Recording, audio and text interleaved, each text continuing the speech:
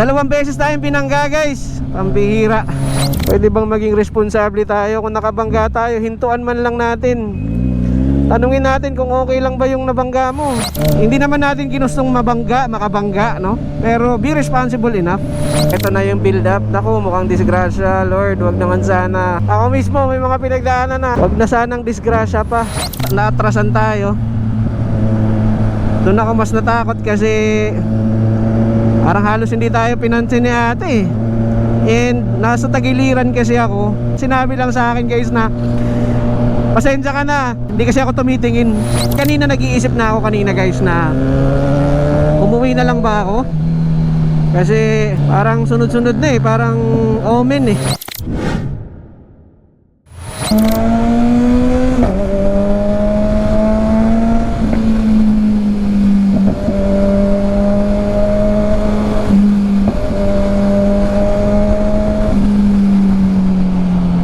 What's up mga madlang people? What's up mga katolo? Magandang araw sa inyong lahat guys. So ito na tayo nagsimula ng ating vlog along C5. It's very unfortunate, Diyos ko. Parang ayoko nang ituloy itong lakad natin, pero dahil kailangan, itutuloy ko na lang.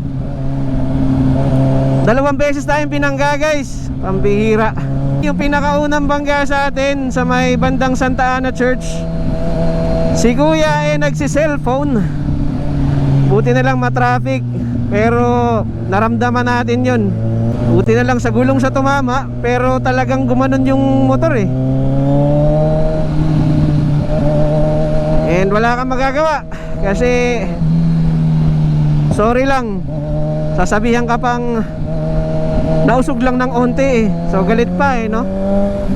Pero hindi na lang natin ginawa ng malaking problema or abala, or wala na lang tayong ginawang action kasi matatagalan lang tayo dun. At saka wala naman tayong tama.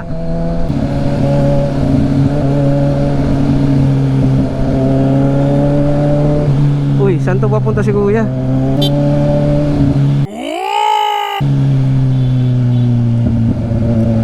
Ang daming issues ng mga ano ngayon, nagdadrive.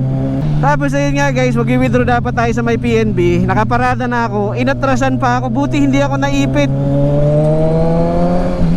Tapos ang tanging masasabi lang sa atin ni madam, hindi ko nakita sabay harurot. Pambihira naman talaga. Pwede bang maging responsable tayo? Kung nakabangga tayo, hintuan man lang natin.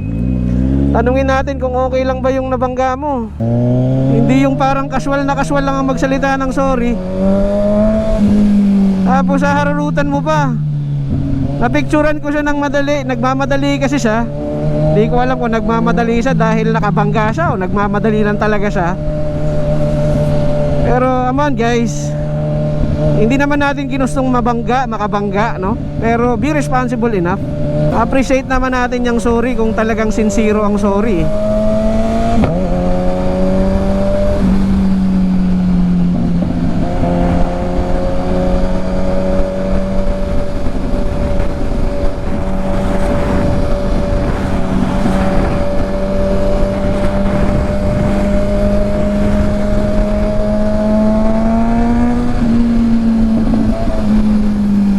Magsusorry ka nang parang wala lang, parang utang na loob pa ng ginawan mo ng kasalanan yung pagsorry mo, di ba? Alam mo yun? Intindihan nyo ba? Kainis lang. Thankful tayo, wala namang malaking issue, no? Wala namang nasira na malala, wala naman. Pero may dent yung fairing natin. Ay nako. But anyway, thankful pa rin naman tayo at walang grabing naging nangyari. Ang mas natakot ako dun sa naatrasan tayo. Dun ako mas natakot kasi parang halos hindi tayo pinansin ni ate. And nasa tagiliran kasi ako. Sinabi lang sa akin guys na pasensya ka na, hindi kasi ako tumitingin. Pag nagda-drive tayo, tumitingin tayo dapat. Ano nangyari? Bakit ma-traffic?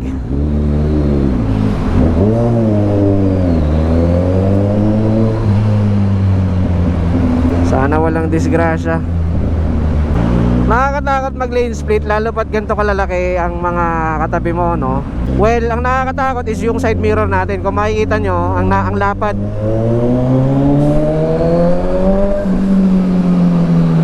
Kung makikita nyo, ang lapad ng side mirrors natin, napaka-wide nya. So, ang hirap sumingit. Ngayon, may paraan naman. Pwede naman yan tupiin, di ba? Maraming nagsasadya sa atin.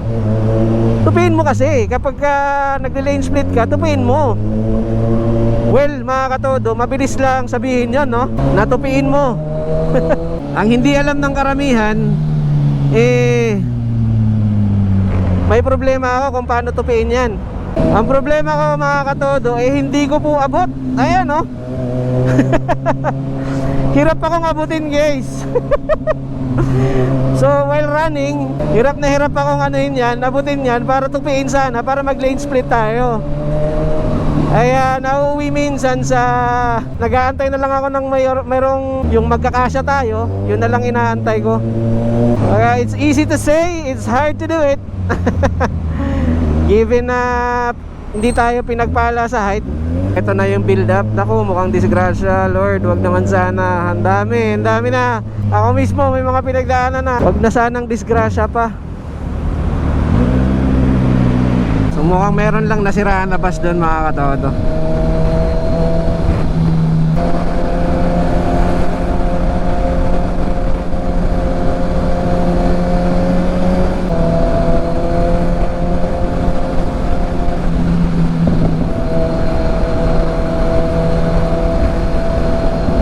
Ngayong araw guys, pumunta tayong Cavite nang mabilisan lang. Uy, ang tindi ng traffic. Siguro mga palabas ng Metro Manila to, mag-swimming, habol sa summer. Tatapos na ang summer, no? Papasok na ang tag-ulan. Alright, so kahit ma-traffic, no? Tingnan nyo guys, ang bilis natin. Nasa Cavite na agad tayo. MCX na to eh.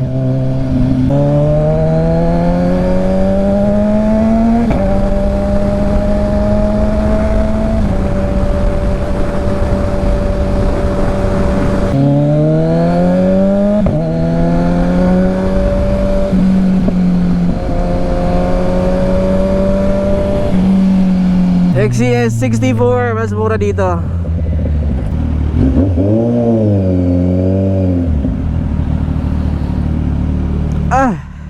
Umarada muna tayo. Oh my god.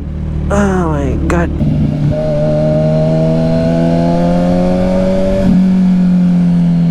Mas mura pala talaga yung gas dito, no? 66.55 ata sa ngayon doon sa may Levy Mariano, sa lagi kong pinapagasan na Petron. Pero dito 64 something, 64.25. Pero yun nga, babiyahe ka pang Cavite. It doesn't make any sense. Dito na tayo sa ating destination today. Ang dami nating pinagdaanan para sa isang trip, no? At hindi basta-basta. Guys, balikan ko kayo, ha.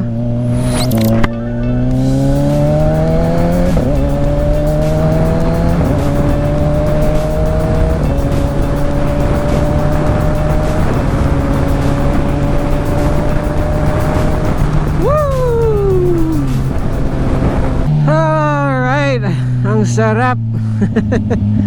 Kahit natirik ang araw, ang sarap pa rin magmotor, mga katodo, no? Iba kasi.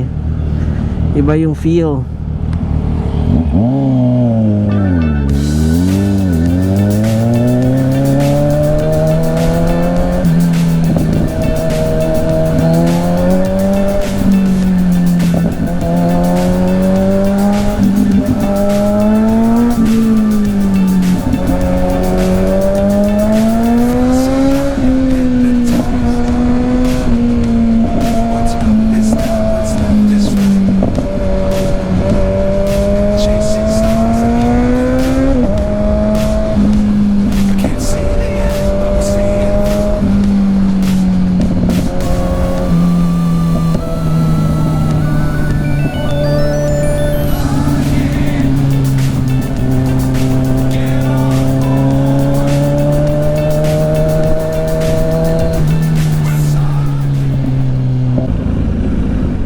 Ibang pakiramdam kahit mainit.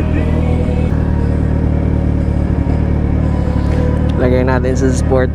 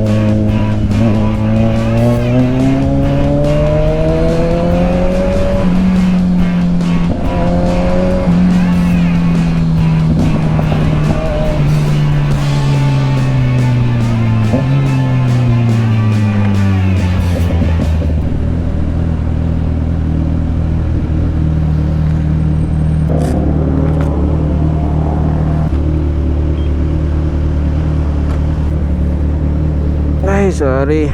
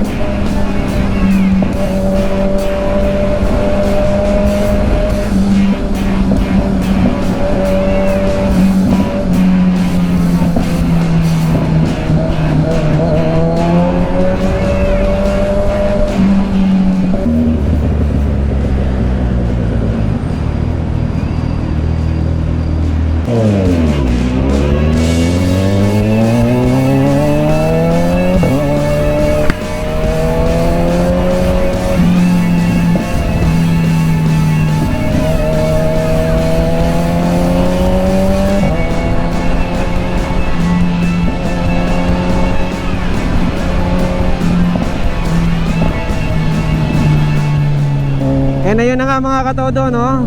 Maraming unfortunate tayong napagdaanan ngayon, but kaya pa rin naman. So ganun lang ang buhay.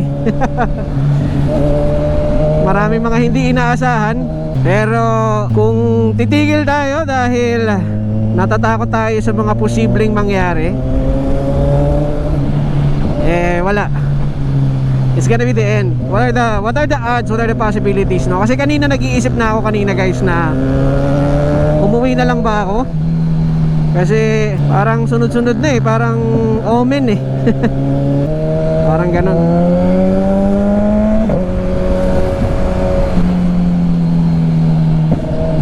Pero hindi ko makukumpleto ang task ko for the day, or yung mga responsibilidad ko, kung ipigilan ako ng sarili ko at matakot. So ganun lang siguro ang buhay, no? Once again, maraming salamat sa pagsama nyo, at naway suportahan nyo pa po ang ating mumunting channel.